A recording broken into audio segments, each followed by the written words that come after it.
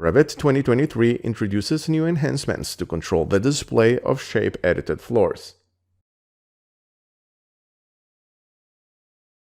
When you modify a flat floor with shape editing tools, you can add points or split lines to divide the surface into subregions that slope independently.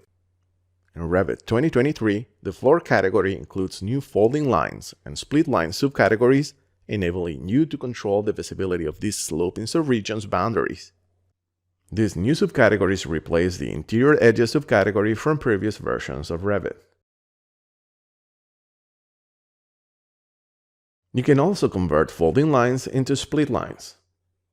Place your cursor over a folding line and hit the Tab key to select it. Then click the new Convert Lines button on the Shape Editing panel of the Modify Floors contextual tab. Note that only folding lines can be converted to split lines. A folding line converted into a split line can be converted back by deleting the split line. Control the display of your floor elements and improve your documentation efficiency with the new folding lines and split line subcategories in Revit 2023.